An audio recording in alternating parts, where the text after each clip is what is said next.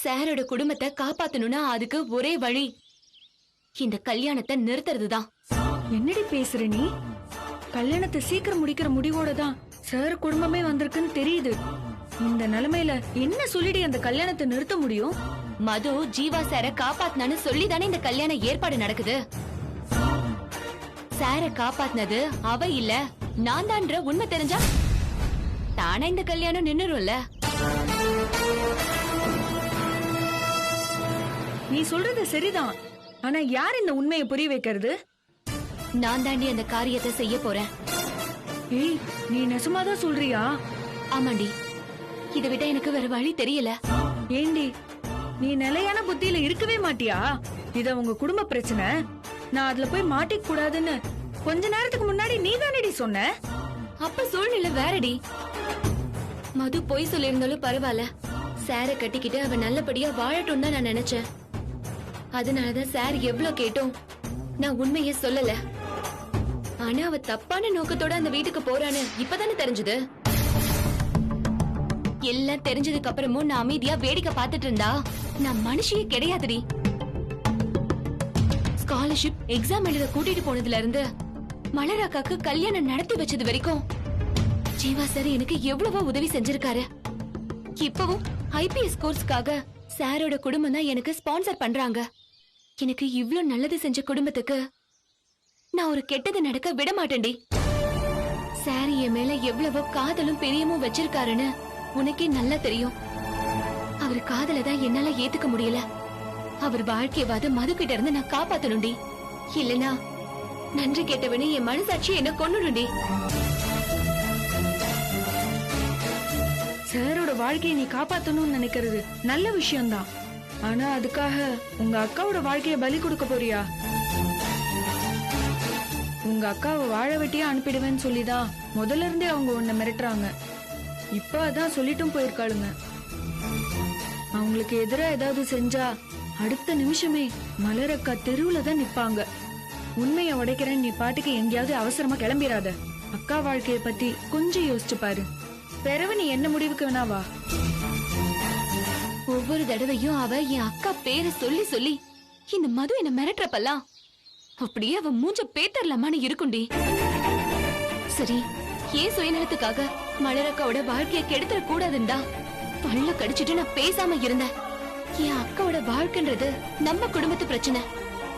ஆனா இது ஜீவா சார் குடும்பத்தையே பாதிக்கிற விஷயம். ஏன் அக்காவுக்காக நான் ஜீவா சார் குடும்பத்தை விட்டுற கூடாதுடி.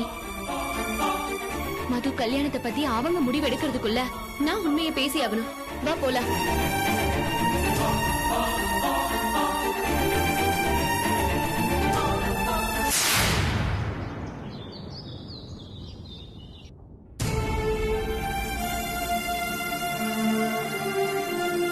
வணக்கம்மா. வாங்க. வணக்கம். உட்காருங்க உட்காருங்க.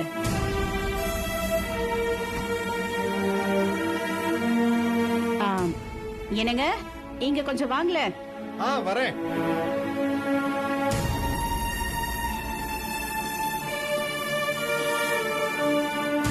உட்காருங்க. என்ன விஷயம் குருமூர்த்தி?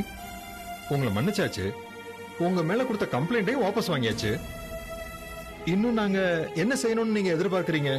நாங்க எதையும் எதிர்பார்த்தீங்க வரல சார். உங்களுக்கு நன்றி சொல்லிட்டு போலாம் தான் சார் வந்தோம். அதான் ஸ்டேஷன்ல சொல்லிட்டீங்களே. அது அந்த நேரத்துல சொன்ன நன்றிங்கய்யா. அதோட எல்லாம் முடிஞ்சிருச்சுன்னு போக மனசு வரல. ஆமா சார், உங்க பிள்ளைய கொல்லணும்னு வெறி பிடிச்சி தெரிஞ்சவனா என்னை தண்டிக்கணும்னு நினைச்சிருந்தா எனக்கு இந்த வேலையே இல்லாம போயிருக்கும். அந்த வேதனையிலே என் காலம் முடிஞ்சிருக்கும் சார். போலீஸுங்கிறது எனக்கு வெறும் வேலையும் இல்லை, காக்கிங்கிறது எனக்கு யூனிஃபார்ம் மட்டும் இல்லை சார். அதுதான் என்னோட உயிர். அதை திருப்பி கொடுத்து என் வாழ்க்கையை காப்பாத்தி கொடுத்துட்டீங்க. நாங்க என்ன செஞ்சாலும் அது உங்களுக்கு ஈடாகாது சார். பகையை வளர்த்துக்கிட்டே போக வேணாம்னு அம்மா சொல்லித்தான் உங்க மனசு மாறினதுன்னு என் ஒய்ஃப் சொன்னாங்க. அதனாலதான் குடும்பத்தோட வந்து அம்மாவுக்கு நன்றி சொல்லத்தான் நியாயம்னு தோணுச்சு. அதான் நேர்லயே கிளம்பி வந்துட்டோம். அம்மா, உங்க பிள்ளைக்கு நான் எமனா வந்தவன். ஆனா என்னையும் தாயுள்ளத்தோட மன்னிச்சு எங்க குடும்பத்துக்கு மறுவாழ்வு கொடுத்துருக்கீங்க. என்னோட உசுர் இருக்கிற வரைக்கும் இதை நான் மறக்க மாட்டேமா. கஸ்தூரி. ம்.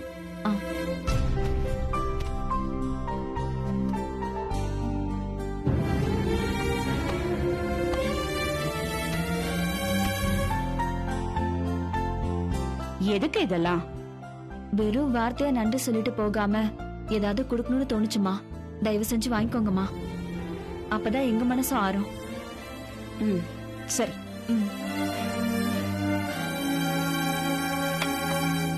உட்காருங்க. எப்ப டியூட்டில ஜாயின் பண்றீங்க குருமூர்த்தி? நாளைக்கே டியூட்டியில ஜாயின் பண்ண சொல்லி ஆர்டர் கொடுத்துருக்காங்க சார். ஆ. இது உங்களுக்கு ஒரு புது வாழ்க்கைன்னு நினைச்சுக்கோங்க. இனிமேலாவது வேலையில நேர்மையா இருக்க பாருங்க. நிச்சயமா சார்.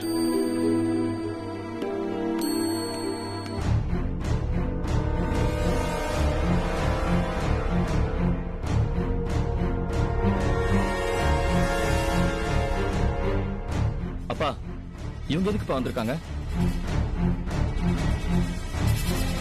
நன்றி சொல்றதுக்காக வந்திருக்காங்கப்பா. ஆமா, நீ எதுக்கு இவ்ளோ டென்ஷனா இருக்க? மா, என் கல்யாண விஷயமா நான் அப்பா கிட்ட பேசணும். என்னப்பா பேசணும்? எனக்கு இந்த கல்யாணம் வேண்டாம்ப்பா. ஜீவா,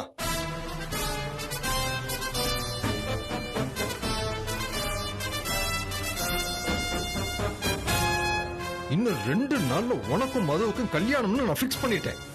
இப்ப கல்யாணம் வேண்டாம்னா என்னடா அர்த்தம்? அப்பா, முதல்ல இருந்தே எனக்கு இந்த கல்யாணம் பிடிக்கலப்பா. மது என்னை காப்பாத்தினான்னு நம்பிதானே நீங்க வாக்கு கொடுத்தீங்க. உண்மை தெரியாம எதுவும் பேசக்கூடாதுன்னு சொல்லிதான் இத்தனை நாளா நானும் அமைதியாவே இருந்தேன். ஆனா இப்ப உண்மை தெரிஞ்சிருச்சுப்பா. என்ன அன்னைக்கு காப்பாத்தினது மது இல்லப்பா. டேய் மாப்ள, மன்னிக்கணும் முதல்ல. என்ன மாப்ள, அன்னைக்கு நிச்சயத்தப்பது இதே மாதிரி தான் திடீர்னு ஒரு சந்தேகத்தை கலப்புனீங்க. இவ சத்தியம் பண்ணா அதுக்கு பிறகு இவளை நீங்க நம்பறதா சொன்னீங்க. எவ்வளவு சத்தியம் பண்ணா அதுக்கு பிறகு நீங்க இவளை தொடர்ந்து சந்தேகப்பட்டுக்கிட்டே இருக்கிறது நியாயங்களா?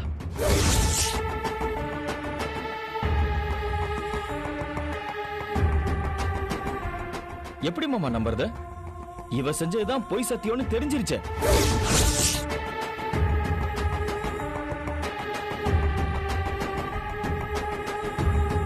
எதை வச்சு இவ பொய் சத்தியம் செஞ்சான்னு சொல்ற?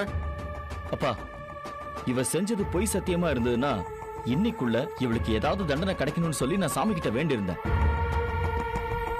நான் நினைச்ச மாதிரியே இன்னைக்கு இவளுக்கு ஆக்சிடென்ட் ஆயிடுச்சுப்பா. சாமியே இவ பொய் சத்தியம் தான் பண்ணிருக்கான்னு சொல்லி காட்டி கொடுத்துருச்சு. நீங்களே பாருங்க, அவ கையில ஏதோ செராச்சு இருக்கு பாருங்க. மது, உன் கைய காட்டு. காட்டு.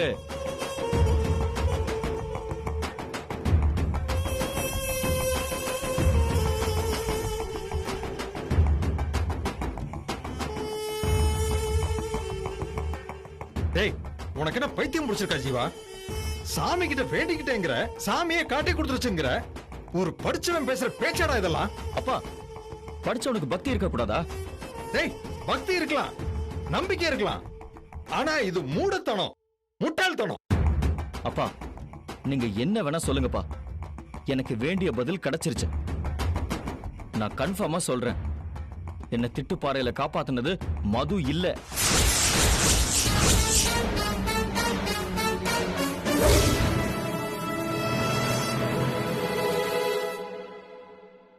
மது இல்லைன்னா வேற யாரா காப்பாத்துனது? நான் தான் சார் காப்பாத்தினேன்.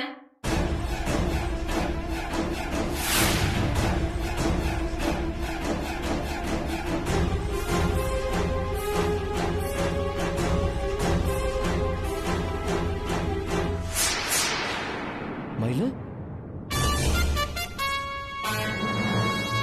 ஆமா, நீ எதுக்கு இங்க வந்த? உனக்கு ஸ்பான்சர் பண்ணி படிக்க வச்சா நீ ஜாலியா இப்படி ஊர் சுத்திக்கிட்டு இருக்கியா? நான் ஊர் சுத்தல சார், உண்மையை சொல்லணும் தான் வந்திருக்கேன். அன்னைக்கு திட்டுப்பாறையில ஜீவா சாரை காப்பாத்தினது மது இல்ல, நான் தான்.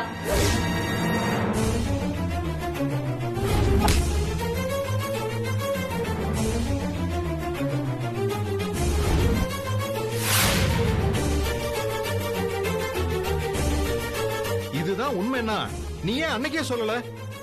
உங்க புள்ளைய நான் தான் காப்பாத்துறேன்னு மது பல தடவை சொல்லிருக்கா. அந்த எல்லா ஆக்ஷன்லயும் நீ கூட இருந்திருக்க.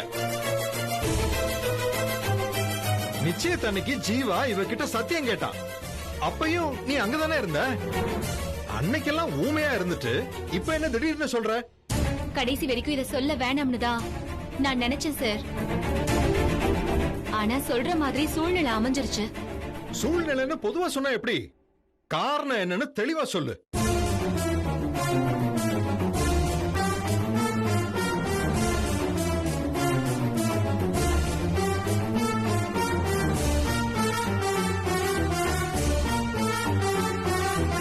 என்ன மன்னிச்சிடுங்க சார்.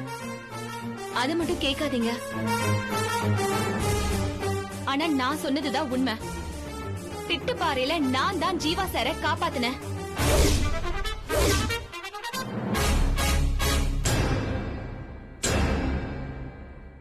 சார், அந்த பொண்ணு பொய் சொல்லுது சார்.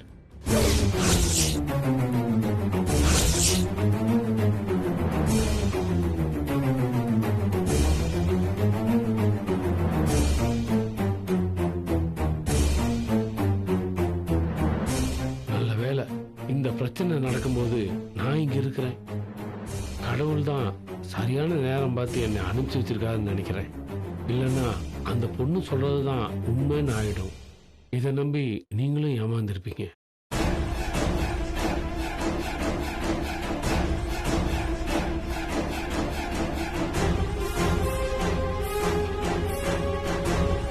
சார், அன்னைக்கு நடந்த சம்பவத்துல சம்பந்தப்பட்டவனும் பாதிக்கப்பட்டவனும் நான் தானே சார். அப்போ திட்டுப்பாறையில் இந்த பொண்ணை நான் பார்க்கவே இல்லை சார். என் தலையில அடிச்சு உங்க புள்ளைய காப்பாத்தினது இந்த பொண்ணு மதுதான் சார்.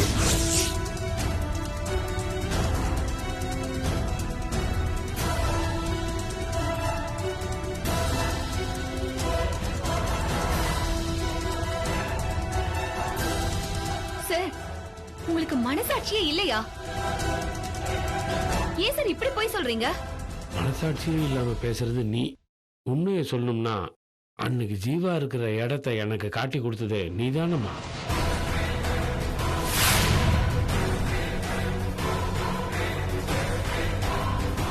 மதுதான் காப்பாத்துனாங்க.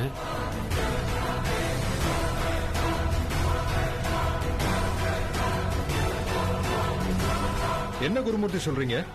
தம்பி தேடி நான் ஏற்காட்டுக்கு வந்தப்போ இவ்வளவுதான் சார் நான் முத பார்த்தேன்.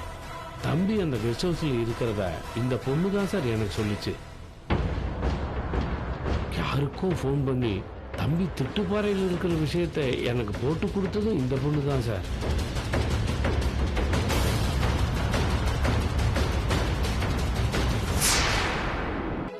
சார், நான் ஒண்ணு ஜீவா சார உங்ககிட்ட போட்டு கொடுக்கல. சொந்தம்னு போய் சொல்லி நீங்க தான் என்கிட்ட விசாரிச்சீங்க. அத நம்பிதான் அவர் இருக்கிற இடத்த நான் உங்ககிட்ட சொன்னேன். அதெல்லாம் எனக்கு தெரியாதுமா.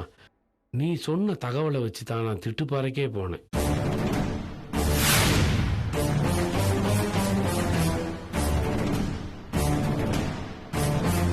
திட்டுப்பாறையில வச்சு தம்பியை நான் சொல்லலான்னு பார்த்தப்போ யாரோ என் மண்டையில பின்னாடி இருந்து அடிச்சிட்டாங்க சார். வலியோட நான் திரும்பி பார்க்கும்போது கட்டையோட இந்த பொண்ணு மதுதான் சார் நின்று இருந்தது. நல்ல வேலை சார், என் கையில இருந்த துப்பாக்கி கீழே விழுந்துருச்சு. இல்லைன்னா நான் தம்பியையும் சுற்றுப்பேன், இந்த பொண்ணையும் சுற்றுப்பேன் சார். ஏன் சார் இப்படி அபாண்டமா போய் சொல்றீங்க? கீழே விழுந்தப்ப நீங்க என்னதான் சார் பாத்தீங்க?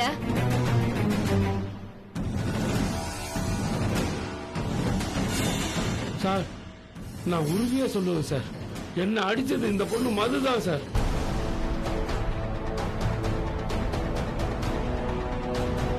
அந்த பொண்ணை நான் அங்க பார்க்கவே இல்லை சார். இப்போ இங்க வந்து எதுக்கு இப்படி பொய் சொல்லுதுன்னே தெரியலையே.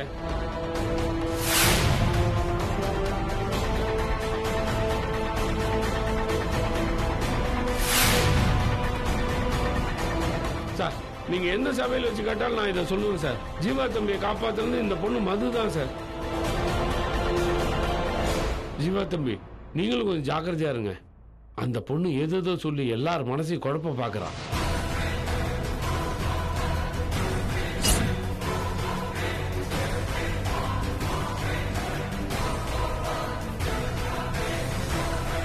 சார், உண்மையை மாத்தி சொல்லி இவர் தான் உங்களை குழப்பறாரு.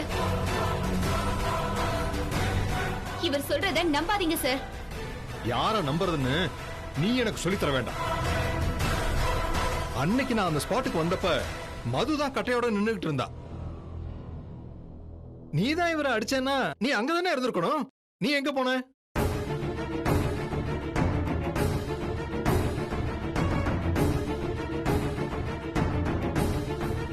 சார், அதுக்குள்ள யாரோ வந்து என்ன இழுத்துட்டு போயிட்டாங்க சார். நீ சொல்ற ஒன்னாவது நம்புற மாதிரி இருக்கா? அடி வாங்கின குருமூர்த்தியே மதுதான் அடிச்சான்னு சொல்றாரு. நானும் மதுவை தான் பார்த்தேன். ஆனா நீ அந்த ஸ்பாட்ல இல்லையே. பின்னாடி யாரோ இழுத்துட்டு போயிட்டாங்கன்னு சொல்ற.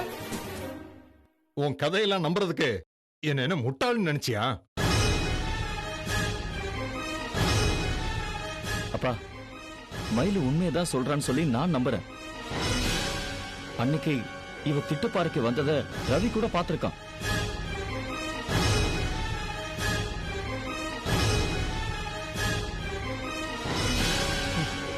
ரவி இவளை பார்த்தாங்கிற, இவ அங்க வந்தாங்கிற.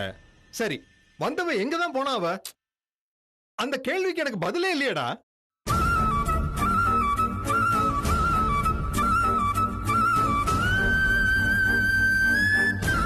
சரிப்பா, அதை விடுங்க. நான் மயில நம்புறதுக்கு ஒரு முக்கியமான காரணம் இருக்கு. இந்த ஊர்ல இருக்கிற ஒரு பொண்ணுதான் என்ன 2 கண்டத்துல இருந்து காப்பாத்துவான்னு சொல்லி ஒரு சித்தர் சொன்னார்.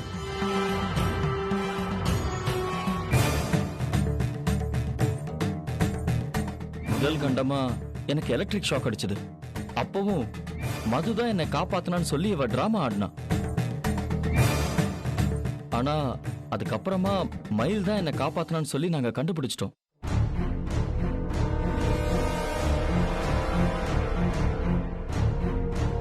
சித்தர் சொன்னபடி பார்த்தா இந்த கண்டத்துல இருந்தும் மயில் தான்ப்பா என்னை காப்பாத்திருக்கணும். முதல் தடவை மாதிரி இந்த மதுதான் மறுபடியும் நாடகம் ஆடுறான்னு சொல்லி எனக்கு தோணுது. டேய், சித்தர் சொன்னதையும் சாமி சொன்னதையும் நீ நம்பலாம். ஆனா நான் ஆதாரத்தையும் சாட்சியும் தாண்டா நம்புவேன்.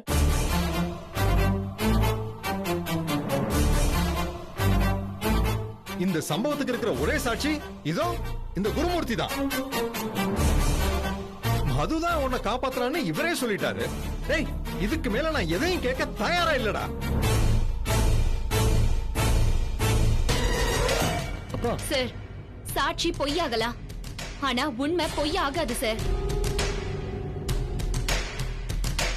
இவர் சொல்றது சாட்சி, நான் சொல்றது உண்மை சார். இல்ல, நீ உண்மையை சொல்லல. இந்த கல்யாணத்தை நிறுத்தணும்னு தான் இவ்வளவு நாள் இல்லாம இப்ப வந்து நீ நாடகம் ஆடிக்கிட்டு இருக்க.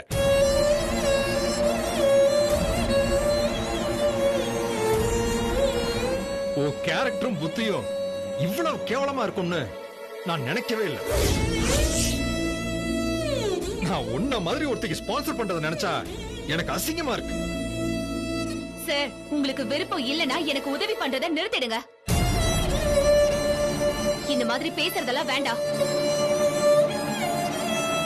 மயிலு, ஸ்பான்சர் பண்றதுனால என்ன வேணாலும் பேசலாம்னு நினைச்சிட்டு இருக்கீங்களா? என் கேரக்டர் பத்தி என்ன சார் தெரியும் உங்களுக்கு? எல்லாமே தெரியும். உன்னோட யோகியதை என்னன்னு முதலாளி ஒரு நிமிஷம். இல்ல நாட்ராயா, தப்பு பண்ற உறுத்தலே இல்லாம இவ என்ன பேச்சு பேசுறா பாத்தியா? இவ எவ்வளவு மோசமான பொண்ணுங்கிறத. அதை பத்தி தான் முதலாளி, அதை பத்தி தான் ஒரே ஒரு வார்த்தை பேசணும். கொஞ்சம் என் கூட வரீங்களா? வாங்களே. ஆமா, நீங்க வாங்க. வாங்க.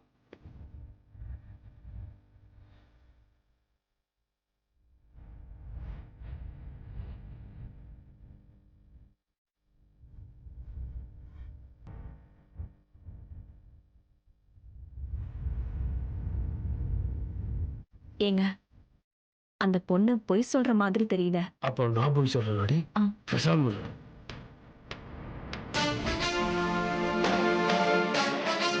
முதலாளி என்னன்னு எதுக்கு நட்ராயா எங்களை தனியா கூட்டிட்டு வந்த? முதலாளி அந்த புள்ள மயில் போதையில உளறிச்சு.